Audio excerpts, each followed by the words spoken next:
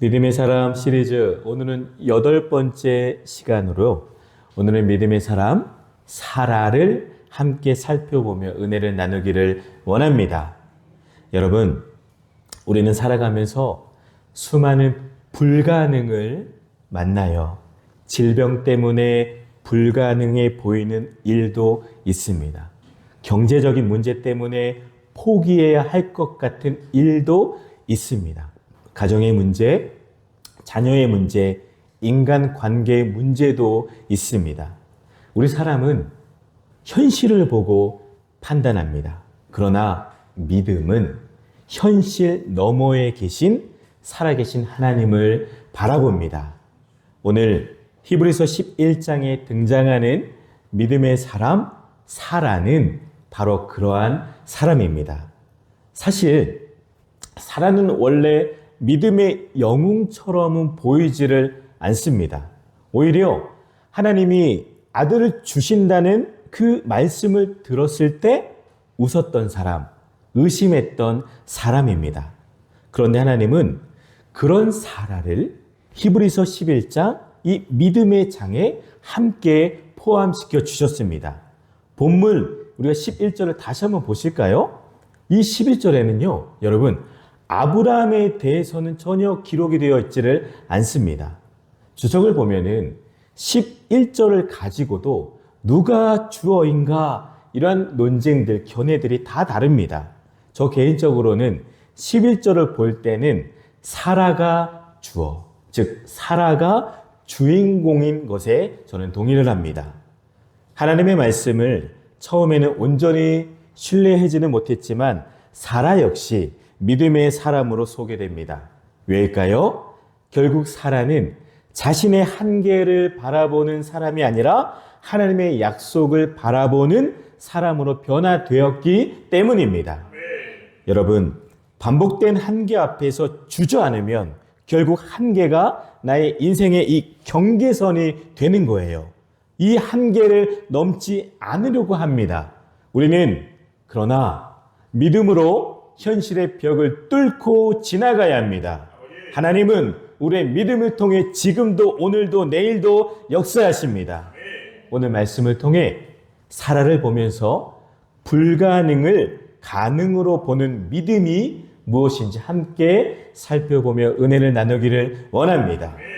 먼저 믿음은 현실의 한계를 인정하지만 하나님을 더 크게 보는 게 바로 믿음입니다. 할렐루야. 아멘. 현실의 문제도 보고 이 현실의 한계도 인정해요. 하지만 믿음의 사람은 그것보다 크신 그 너머에 계신 하나님을 크게 보는 게 바로 믿음의 사람입니다. 우리 11절을 보실까요? 11절입니다. 사라 자신도 나이가 많아 단산하였으나. 아멘.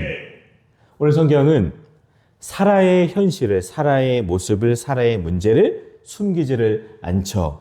단산, 끊을 단, 낳을 산이라는 뜻으로 더 이상 아이를 낳을 수 없는 상태를 뜻합니다.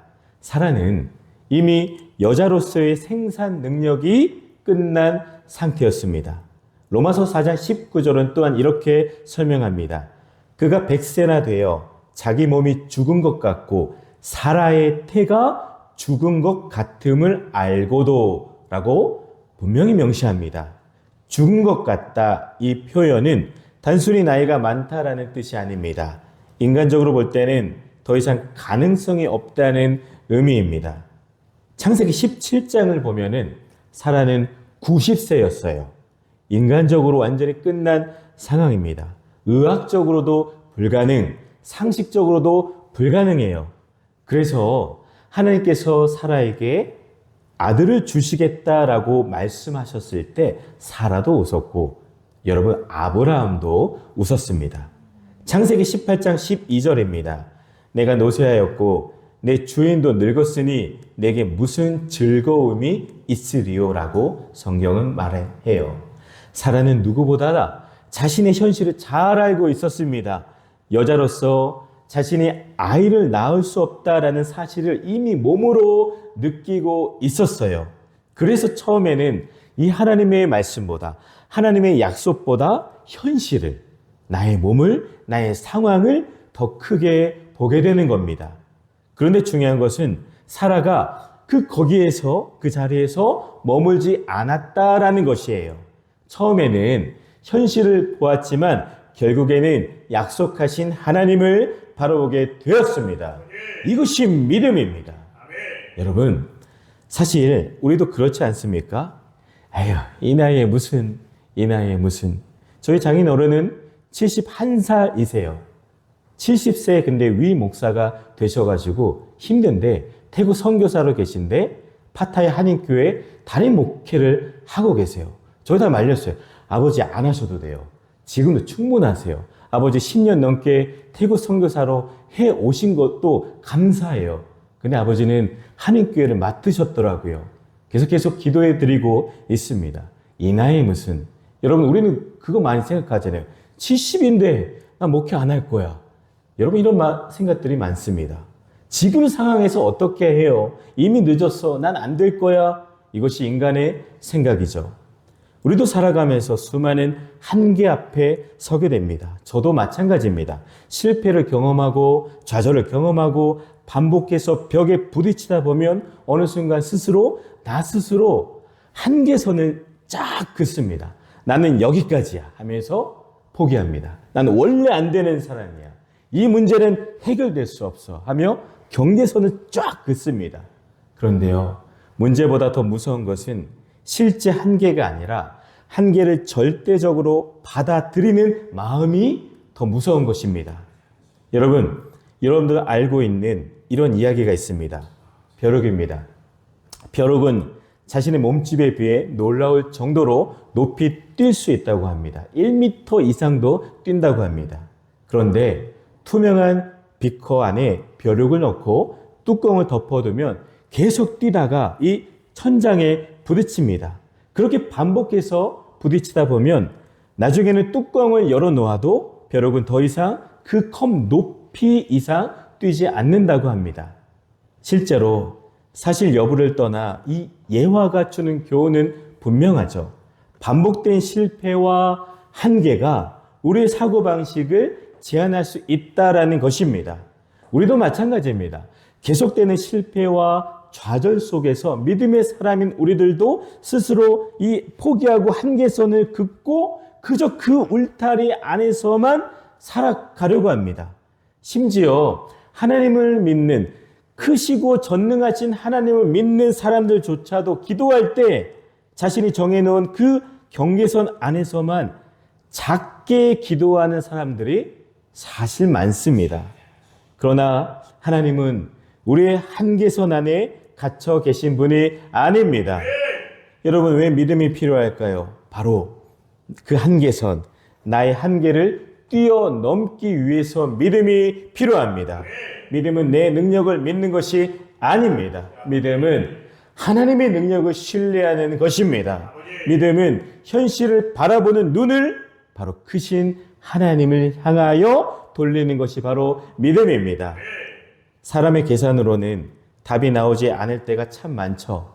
내 경험으로는 불가능해 보일 때가 많습니다. 그러나 하나님은 우리의 계산 안에 갇히시는 분이 아닙니다. 여러분 믿으십니까? 제가 오늘도 방송에 한 설교 이야기가 바로 이것이었어요. 엘리사와 그 선지자 학생들의 100명이 있는 그곳에 기근이 들었는데요. 먹을 것이 없었어요. 그런데 누구가 보리떡 20개와 채소 약간을 가지고 엘리사에게 드렸습니다. 엘리사는 하나님을 믿었죠. 문제를 바라본 것이 아니라 내가 갖고 있는 보리떡 20개와 이 약간의 채소를 바라본 것이 아니라 크신 하나님을 바라뵙기에 그 100명이 그 음식을 먹고 남는 기적을 경험하게 되었습니다. 신약에서도 이 크신 하나님의 이야기는 무궁무궁합니다. 사랑하는 여러분, 그러기에 하나님, 그 믿음의 하나님을 여러분 온전히 신뢰하고 의지하시기를 바랍니다. 다윗은 골리앗을 보지 못한 사람이 아닙니다. 눈앞에 있는 약 3m의 그 거대한 벽 같은 현실을 바라보았습니다. 누구보다 거대한 골리앗을 똑똑히 보았습니다. 그러나 골리앗보다 다윗은 하나님을 더 크게 보았기에 이겼습니다. 모세도 눈앞에 이 홍해를 봤습니다. 눈앞에 가로막힌 이 바다를 똑똑히 보았습니다. 그러나 홍해보다 하나님을 더 크게 보았기에 홍해길이 열리고 안전하게 탈출할 수가 있었습니다. 여호수아도 여리고성을 보지 못한 사람이 아닙니다. 견고한 성벽을 분명히 보았습니다. 그러나 성벽보다 크신 하나님을 보았기에 여리고성이 무너졌습니다. 오늘 사라도 자신의 몸을 몰랐던 사람이 아닙니다. 누구보다 나의 한계를 누구보다 잘 알고 있었습니다. 그러나 결국 자신의 몸보다 나의 한계보다 나의 안됨보다 하나님을 더 크게 보기 시작할 때 하나님께서 약속하신 아들을 얻게 된 것을 믿습니다. 우리 사랑하는 성도 여러분, 그렇다면 오늘 저 여러분들, 이곳에 계신 여러분들은 무엇을 지금 바라보고 계십니까? 상황입니까? 현실입니까? 문제입니까? 아니면 살아계신 하나님이십니까? 신앙생활의 중요한 질문은 이것입니다. 문제가 크냐, 하나님이 크냐, 이것입니다. 문제가 크면 우리에게 두려움이 생겨요. 그러나 하나님을 크게 보면 믿음이 생깁니다. 우리의 눈이 문제에서 하나님께로 옮겨질 때 나의 작은 믿음이 큰 믿음으로 시작될 수가 있습니다. 사라도 자신의 몸을 바라보던 눈을 하나님께로 옮겼을 때 믿음의 사람이 되었습니다. 오늘 우리도 현실은 분명히 보되 현실보다 더 크신 하나님을 바라보는 믿음의 눈을 가지시기를 소망합니다. 하나님을 더 크게 보는 믿음으로 살아가는 우리 믿음의 사람들이 다 되시기를 주님의 이름으로 축원을 드립니다. 다음은 믿음은 약속하신 하나님을 신뢰하는 것이 바로 믿음입니다. 11절 후반을 보실까요? 이는 약속하신 일을 미쁘신 줄 알았음이라. 아멘. 이 말씀이 오늘 본문의 핵심입니다. 사라가 힘을 얻은 이유는 자신의 몸이 젊어졌기 때문이 아니에요. 환경이 바뀌었기 때문도 아니에요. 약속하신 하나님을 신뢰했기 때문입니다. 미쁘다라는 말은 신실하다, 믿을만하다, 반드시 약속을 이루시는 분이다라는 뜻입니다. 사라는 나이가 늙어 단산하였지만 약속하신 신실하신 하나님을 믿었습니다. 처음에 사라는 웃었죠.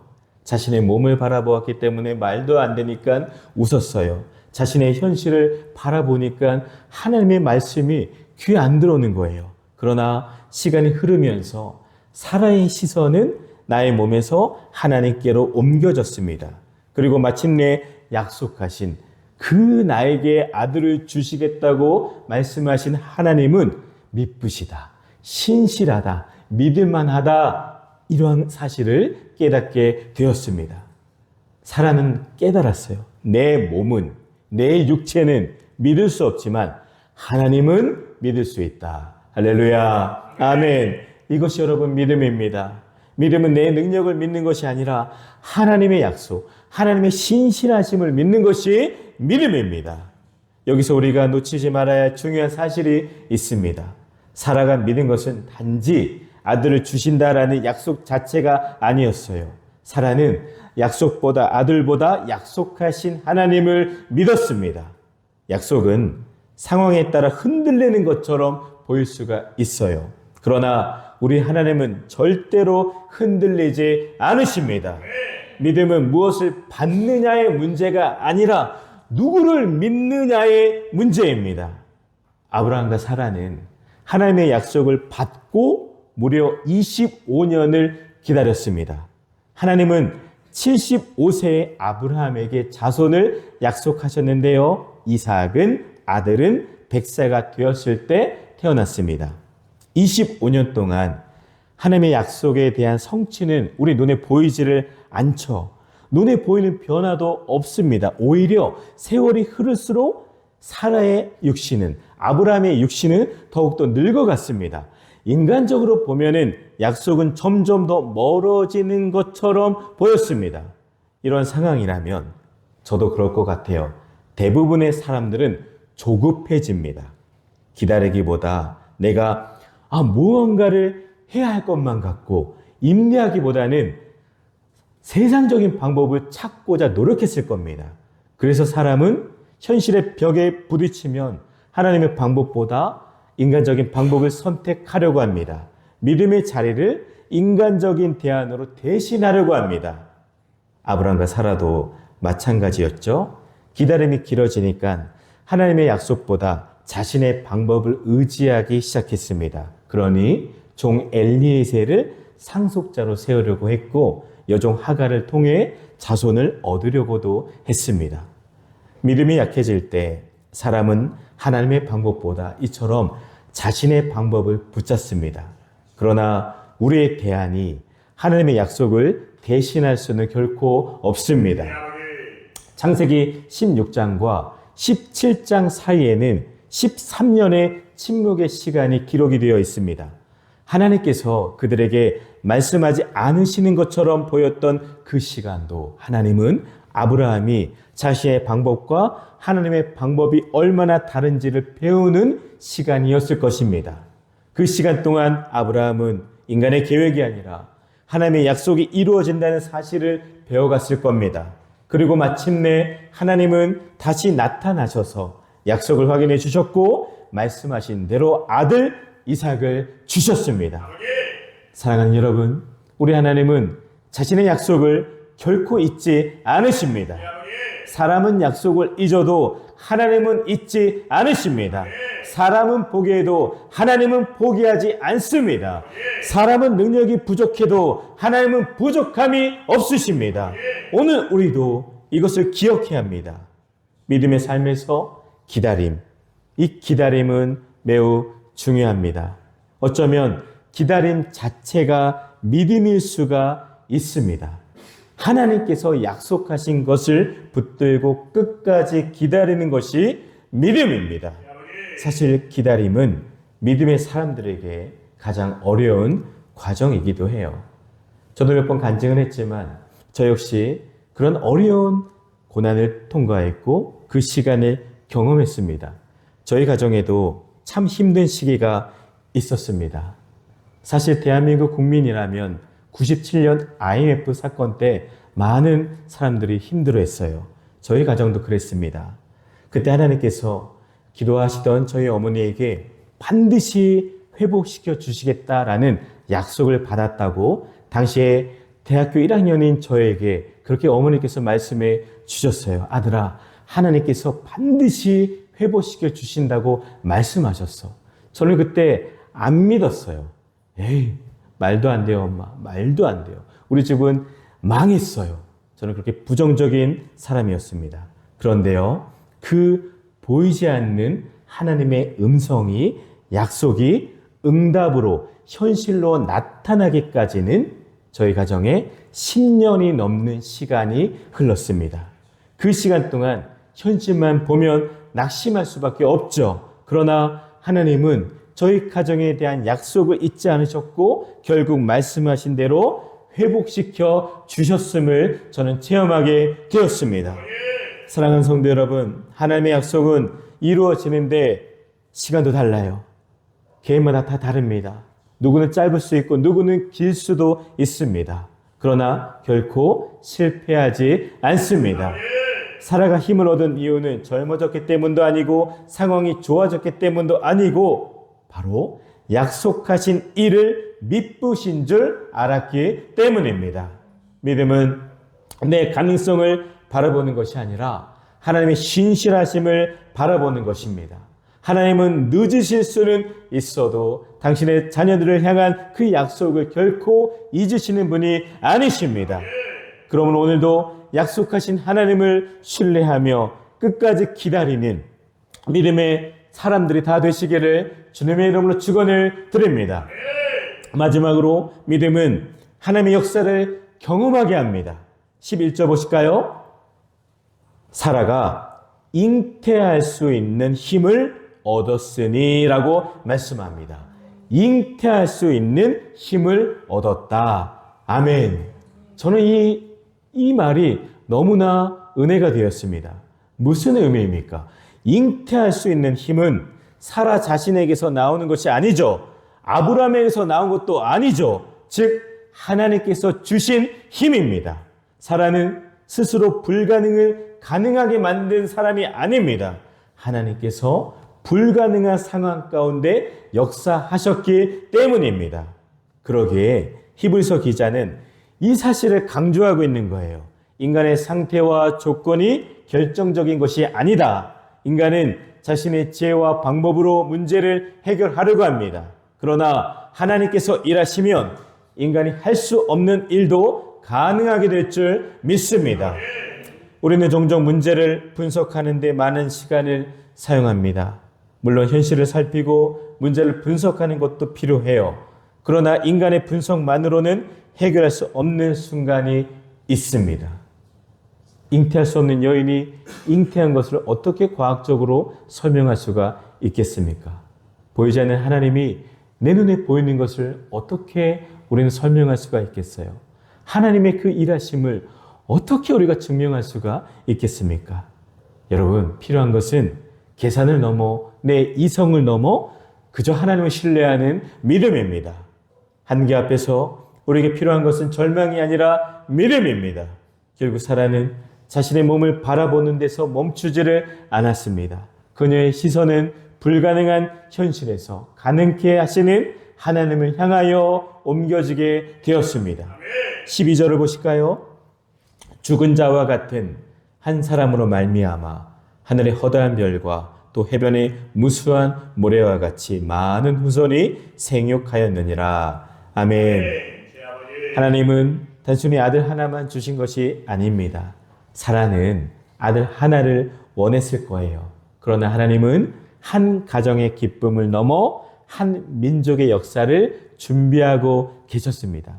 하나님은 이삭을 통해 이스라엘 민족을 세우셨고 더 나아가 예수 그리스도께서 오시는 구속사의 길을 준비해 주셨습니다. 하나님은 언제나 우리의 생각보다 더 크게 일하시는 분이십니다. 우리는 눈앞의 문제만 보지만 하나님은 여러분들의 미래의 역사를 보고 계십니다. 우리는 그저 내 눈앞에 있는 이 한 걸음만 보지만 하나님은 세대를 보며 계획하십니다. 여기서 중요한 표현이 있습니다. 죽은 자와 같은 한 사람. 이것은 아브라함의 상태를 말합니다. 인간적으로 끝난 상태예요. 더 이상 가능성도 없는 상태예요. 그러나 하나님은 인간의 모든 가능성이 끝난 그 자리에서 새롭게 시작하시는 하나님이신 것을 꼭 믿으시기를 바랍니다. 하나님은 홍해 앞에서 그 죽음의 끝에서 새로운 길을 열어주셨습니다. 광야에서 목말라 죽어가는 그 광야에서 시원한 생수를 내어주셨습니다. 죽은 마른 뼈를 우리 하나님께서는 살려주십니다. 십자가의 죽음을 예수님을 통해서 부활로 바꿔주십니다. 하나님은 무에서 유를 창조하시는 분이십니다. 인간의 힘이 끝난 자리에서 우리는 하나님의 능력을 경험할 수가 있습니다. 그래서 결국 사람의 자랑이 아니라 사람의 그 힘을 고백하는 것이 아니라 오직 하나님의 일하심과 오직 하나님의 영광만 드러나게 하십니다. 그래서 여러분, 믿음은 될 것 같아요 라고 말하는 것이 아닙니다. 믿음은 안 될 것 같지만 하나님이 하시면 됩니다 라고 말하는 것이 믿음입니다. 사랑하는 성도 여러분, 하나님 지금도 살아계셔서 역사하십니다. 그리고 믿음의 사람들은 그 하나님의 역사를 경험합니다. 그래서 11장은 계속해서 믿음으로 이 단어를 강조합니다. 믿음은 하나님을 움직이는 힘이 아니에요. 믿음은 하나님께서 행하신 일을 보게 하는 영적인 눈입니다. 여러분의 영적인 눈이 열려지기를 간절히 축원합니다. 사라는 믿음으로 하나님의 역사를 경험했습니다. 죽은 것 같은 몸에서 생명이 태어났고 한 아들로부터 민족이 세워졌고 그 민족을 통해 구원의 역사가 이어졌습니다. 사람은 끝이라고 말하지만 하나님은 시작이라고 말씀하십니다. 사람은 불가능하다라고 말하지만 하나님은 가능하다라고 말씀하십니다. 사랑하는 여러분, 오늘도 나의 육신의 눈으로 보면 한계가 보이죠. 절망이 보이죠. 포기하게 되고 안 하게 돼요. 하지만 믿음의 눈을 열어보게 되면 그 경계선이 이제 뛰어넘는 놀라운 지점이 될 것입니다. 사랑하는 여러분, 오늘 말씀을 정리합니다. 살아있는 믿음의 사람으로 11에서 11장에 당당하게 기록이 되었어요. 처음부터 그녀는 믿음이 좋은 사람이 아니었습니다. 우습고 의심했던 여인입니다. 그러나 결국 하나님 신뢰하는 사람으로 변화가 되었습니다. 우리에게는 이것이 얼마나 은혜가 되는지 몰라요. 우리 또한 역시 믿음의 큰 사람은 아닐지어도 훗날 믿음의 사람으로 하나님께 기억될 가능성이 여전히 우리에게는 있습니다. 현실보다 크신 하나님을 바라보는 믿음, 내 능력이 아닌 약속하신 하나님을 신뢰하는 믿음, 불가능 속에서도 일하시는 그 하나님을 기대하는 믿음이 저와 여러분들의 온전히 주어지기를 축복합니다. 그리하여 약속하신 이가 미쁘신 줄 알고 끝까지 포기하지 마시고 믿음으로 걸어가시는 저와 여러분들이 다 되시기를 주님의 이름으로 간절히 축원을 드립니다.